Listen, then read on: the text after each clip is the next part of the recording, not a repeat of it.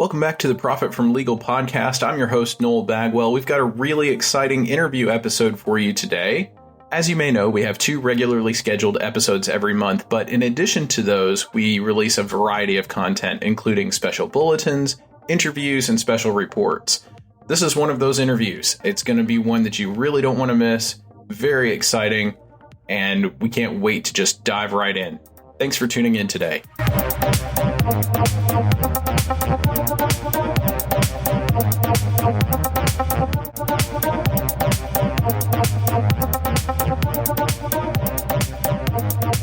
Hey everyone, welcome to the Profit from Legal podcast. We're doing a special interview episode today. It's a bit of a deviation from the regularly scheduled semi-monthly episodes that we do, but we're privileged to have a wonderful guest today on the podcast. His name is Dr. Vic Manzo, and Dr. Vic is a thought leader in the chiropractic field and the mindset world. He's the author of 2 amazing books, Rediscover Your Greatness and A Walk in the Dark. Dr. Vic is also the creator and host of the Mindful Experiment podcast. You can find that on Apple Podcast and wherever else you listen to podcasts. Tune in, subscribe, get a lot out of it. And with that brief introduction, I've got a question for you, Dr. Vic. Why is prioritizing mindset essential for small to medium businesses or SMBs, the owners and decision makers of those? Great question. In life, everything starts and ends with the mind. You know, if you don't have the right mindset, no matter what you do, it's not going to flourish. You're not going to attract what you want. You're not going to create that reality that you desire. And one of the analogies I like to always put into the share of this is that you think of someone who has money consciousness, right? They have that mindset. Think of the big millionaires and the billionaires. And with that, the old saying goes, and I don't know if it was Tony Robbins or who started this, but it's a saying, I heard it from Tony Robbins before, where that like you can take all the money in the world and you can spread it out evenly across the board to every single person. And they say within roughly in a year, all the money will be right back into the same hands. Now, you have to ask that question, why? And one of the reasons is because it's the mindset. They have a money consciousness mindset, and it just works. No matter, you ever meet somebody who can just go ahead and no matter what they do, they're just profitable. It just works out. Things that they touch turn into gold. And then someone can follow this. No, but I think I would like to. I don't think I've ever met anyone that has the Midas touch, but I certainly would love to. Me too, right?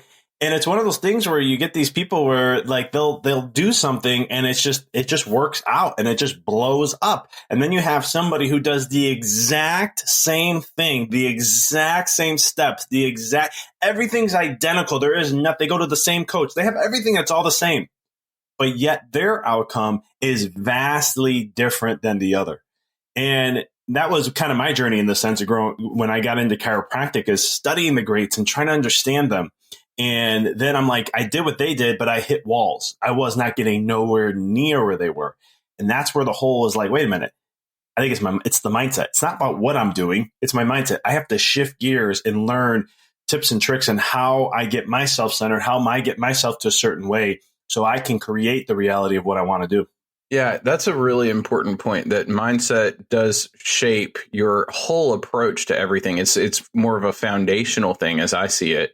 And when I think about the things that have shaped my mindset more than anything else, it's been the wisdom of my grandparents or teachers that I really respect that have taught hundreds or thousands of students and have devoted their lives to lifelong learning, and the books that I've read too. Are those your starting points as well, or are there other starting points for developing mindset that you would recommend outside of the ones that I mentioned? I love it. You brought it up. That's the other thing I wanted to talk about too, is like, how do you feed your mind, right? What are you feeding your mind? What are you giving to your mind? What are you giving attention to? And that all plays a role. A lot of times, especially like in health, we always worry about, what are we eating? What do we put into our body? What fuels our body? And then that's great. We have research and all the things that can show what to eat and why it's beneficial and how it helps the body. But what about the mind? Like, what do you pay attention to? What do you give your attention to can give you a glimpse of where's your mindset at? Because when you're truly laser focused and you have that mindset that's focused on what you want to create for yourself, distractions will not get in the way unless you allow them to. And that's all going to determine about how solid your mindset is, how focused you are on what you're doing, and all those types of things. Yeah, if you put good in, you'll get good out. Garbage in, garbage out. So those are really, really good points. Well, when it comes to developing their mindset in business for the SMB owners and decision makers that we mentioned, what would you say is the biggest mistake that you see SMB owners and decision makers making on a regular basis? I love this question. This is the doing versus the being, right? And I kind of mentioned it a little bit, but I'll dive deeper into that. And it's all about like, what's the newest thing to get to the next level of success? What's the newest thing to get to make more money? What's the newest thing to go and have that level of things? And always constantly looking outside instead about what about looking within and what you want to create? How are you showing up to the table and how do you want to be different than the others? Because a lot of times we want to focus on, what's the industry doing? And we want to follow industry sometimes. And I'm only sharing this because this is what my coaching clients that I work with and then my own experiences. That's what we kind of see like, well, this is kind of how things go in this industry. And it's like, that's great. There's nothing wrong with that. But how are you creating yourself to the table and being that aspect of that you want to show? Like, how am I sharing chiropractic to the world? How am I sharing mindset to the world? There may be some that have similar experiences, but this is how I'm doing it and how I'm bringing myself to the process. And then I think the other thing is with that is trusting the process. Trusting when you make a decision to choose to do something, you want to create something, or it could be something as minute and small, or it's something massive that's can affect the business or the company and so forth. Seeing that decision through, making that choice and focusing there and not letting other things get in the way. Like you make one choice, and then it's like after a month, you're like, I'm not really feeling it. But then it's like not seeing the results you want. And then you're like, oh, this might be a better idea. So let me go here. And instead, it's like, hold up, trust that process for a second. Make the decision, take the choice, and let's see it through. Because a lot of times, even if it fails, you're going to get a lot of lessons from that. Yeah, I completely agree with that. Seeing things through to their natural end or to the end of your process that you've put in place to reach your goals, whatever that may be, is absolutely critical. I read a book by Greg McKeown. Have you ever read Essentialism by Greg McKeown? No, I haven't. I'll have to put that on my list.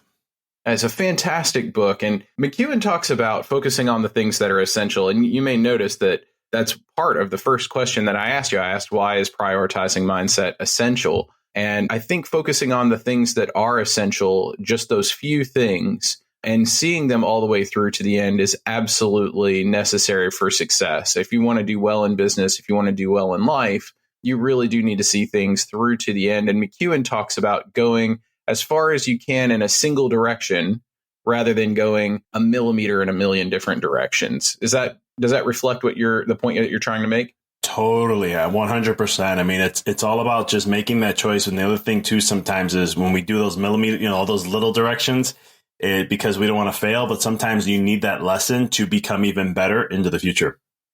Absolutely. Well, we've reached the point in our podcast where we usually just pause for a little bit of a commercial break. So we're going to do that. We're going to jump to commercial break. We'll be right back with more from Dr. Vic Manzo. Thank you so much for listening.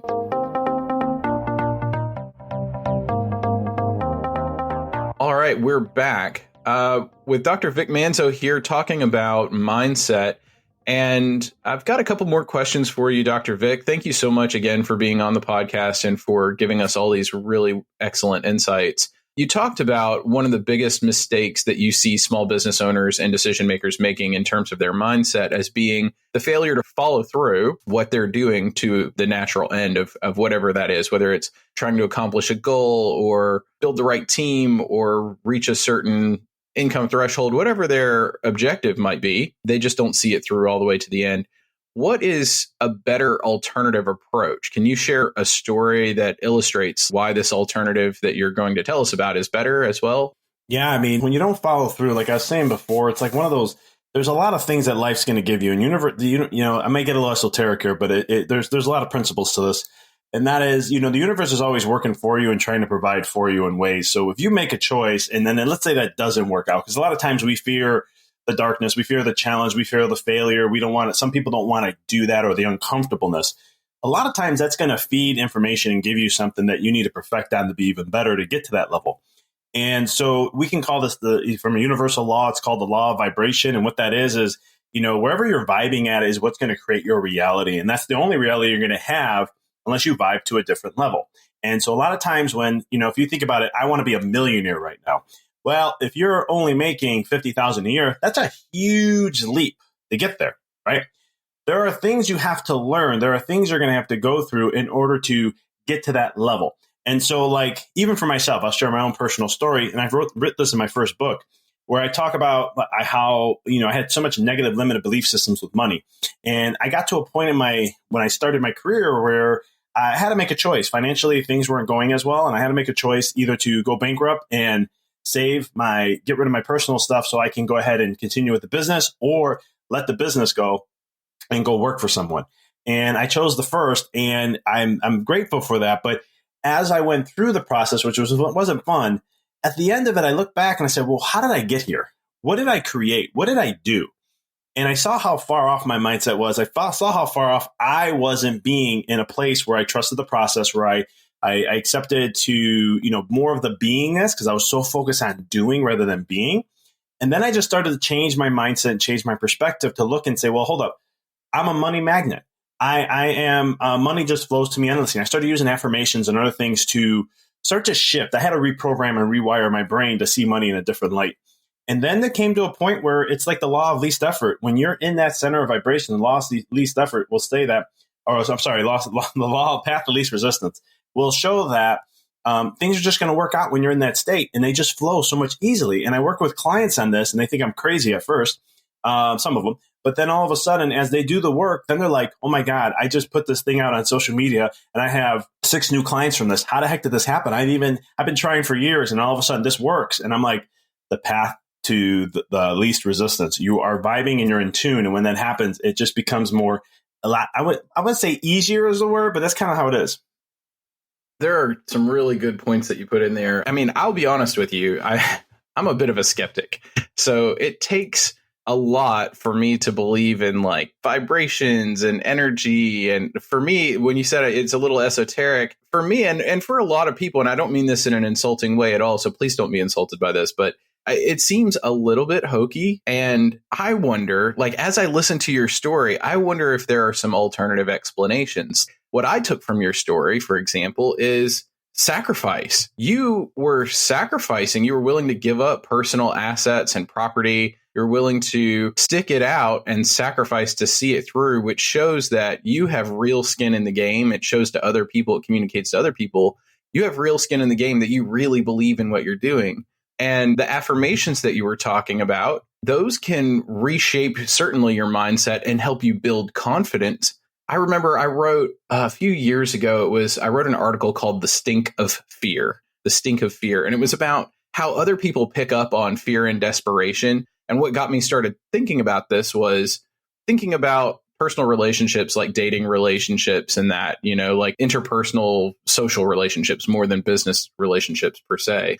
And it occurred to me, a lot of people struggle with developing those personal relationships because they lack confidence. And if you don't have confidence in your own prowess, your own abilities, your value that you bring to the table, if you lack that confidence, other people are going to pick up on that. They're going to realize, this person doesn't really seem like they even believe what they're saying themselves. Why should I believe them? It begs the question logically, why should I believe what this person is saying if they don't believe it themselves? I don't want to discount the fact that there may be paranormal phenomenon that I, as a skeptic, I don't understand it. I'll be honest, I don't understand it, much less like incorporate it into my life. But at the same time, I'm not willing to like discount it entirely. Maybe that's the way things really are. But how would we know if it's energy vibrations or sacrifice and confidence and those things, or are the two mutually exclusive? Like, is there room for both points of view? How do you feel about all of that? Like, what would you say to a skeptic? I like that. Why can't it be both? Right. Because you think about it, like my mindset, I live by codes, and and it's like a programming code. So if you think of like machine code, it only works one way. You can't go unless it's coded a certain way. It only sees this code, and that's how it's going to respond every single time there's an input. And so I talk about codes in my trainings that I do, and one of them is never give in and never surrender. No matter what happens, no matter what shows up in my life, I'm going to do whatever it takes to get to the level of the reality I want, no matter what. And I mean, I'm not going to go sacrifice a ton of things. I'm going to create balance with it. but that's the mindset I have. And so coming from that mindset, making that choice to sacrifice to do that was not a hard thing for me to do per se. It was just more of like, do I go this way or that way? And well, you'd already made the choice in the beginning, right? You said, I'm going to do whatever it takes. And so just being consistent with that decision that you had pre-made required the sacrifice. Like you had already basically decided to make the sacrifice before the opportunity to make the sacrifice even presented itself. You're just being consistent. Is that pretty accurate? Yeah, that's how I show up in a lot of my life. I love that. That's wonderful. I have one more sort of big question, planned question. Like a lot of what we've been talking about here is just sort of really interesting back and forth that came out of your response to the story that you shared. And thank you so much for that. But the last really big question I've got for you is, what would you recommend that small to medium business owners and decision makers do to change their mindset in directionally correct ways? I think the biggest thing, and this is something I teach, I have classes on this, I'm very big on this, and that is you got to get real with a vision in your life. Now, what I mean by vision in your life is not just something for a business, not just something financially, not just something relationship. Those are all important. You want to have visions for that too. But what is your vision for your life, your purpose here right now? And I kind of walk people through, like, imagine what do you want people to say about you when you leave this world? What are the things that you want to do? So, for example, my vision is to help raise the consciousness of every single human being that I can possibly humanely do with what I do every single day. And every day, that's my focus. That's my main vision in life. If I left the world, that is why I was here. Now, when it comes to a business, creating my business, my vision, well, I'm working on a chiropractic side. I'm helping to help people with their health so they can show up better in their lives and everything they do, which raises their consciousness and allows them to be better and show more of the greatness of who they are. Financially, everything in my life then branches off that. So it's getting crystal clear with the vision and purpose of your life, because once you have that and then you start tying that into other aspects of your life, this is where I talk about the ease of things working a lot easier. I'll share a quick, brief story. I had an associate in my office who was a doc working, and he was trying to figure out how to get new patients. And I told him, just get it in your mind and everything's going to work out. He thought I was crazy. He said, it can't be that easy. And all of a sudden, I remember I was looking at the books, and we were kind of a little low on the new patients, and we weren't getting out there. He was doing a lot of work, not working out. I looked at him. I said, watch, get into your mind and just see it as being and watch what happens. He thinks I'm crazy. All of a sudden, in the next hour, we had 5 people call to want to get into the office as new patients. And he looks at me and he goes, how the heck do you do this? He didn't see it once. He didn't see it twice. He's seen this over 5 times, me doing it just within a matter of a month. And he's like, I want to know how to do that. As you're trying to do, just be, and see yourself not being needy or seeing yourself in lack, and see yourself rather than already having it. And so the vision is what's going to help align that to be so much easier to make it, again, the path of least resistance, how to make that easier for the individual. And that can happen in any element in life. But you want to make sure you have that primitive one, the main one first. I see that and would interpret that as focus. You've got a clear vision of your outcome. You've put it in your mind as a very clear goal, and you can take any kind of stimulus, whether you are consciously aware of it or subconsciously aware of it. And if you have fully integrated the mental model of that outcome you most highly desire, then it makes it easier for you to either accept or reject inputs, whether it's things that other people say or body language or whatever, based on whether or not it's consistent with that focused goal that you have. You've got that really hyper-focused vision for what you're after. And you also have kind of a rudimentary plan. It may not be a written down plan. It may be a written down plan, but it might not be like we think of like a business plan, right? But it may not be quite that nuanced and explicit, like on paper and everything. Would you say that is that sort of like we do that a lot in business? Like we ask ourselves, we psych ourselves up before we go into a meeting. Okay, what's the one thing that we need to happen in this meeting? What's the one thing that's the most important? And everything else sort of takes a back seat to the focus on accomplishing that goal.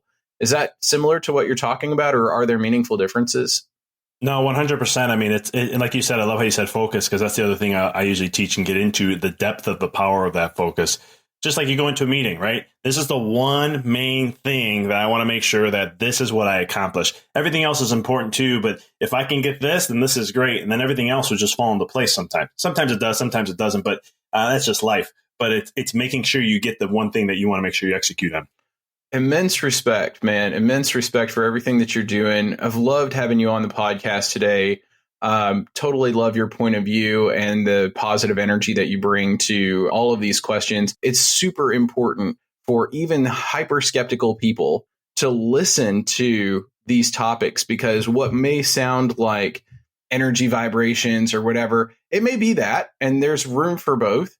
But there's also a really important lesson, even for skeptics who may not buy into holistic health and that sort of thing. The important lesson there, I think, is that if you are willing to sacrifice, if you are hyper focused, if you have confidence, if you keep in your mind a crystal clear vision of what is absolutely essential, and then you reorient your entire life towards those goals, you can do so much better in your life, make more money, be happier, be more fulfilled.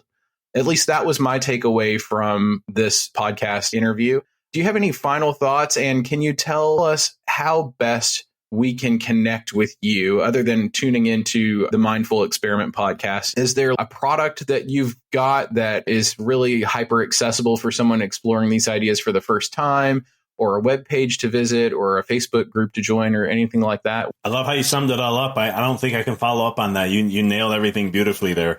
But to get connected with me, I'm on Facebook and Instagram and things like that at Dr. Vic Manzo. But you can find me on my website at empoweryourreality.com. I have my podcast is on there. I have I get free 3 chapters to my second book for free. Just click on a link, put your email in, you automatically get it. I have classes. So we talked a lot about vision, and I mentioned a lot about that. I have a whole 5-week class on the power of vision and getting into all those types of things. So that's one of the things where it'll come into how to dive deeper into that type of stuff. So you can catch that all out on my website. Amazing. Thank you again, Dr. Vic Manzo, for joining us today on the Profit from Legal podcast. We're going to have a bunch of really fun interviews with very interesting people. I hope you'll keep tuning into the Profit from Legal podcast, and we'll see you next time. Thanks so much. Have a great day.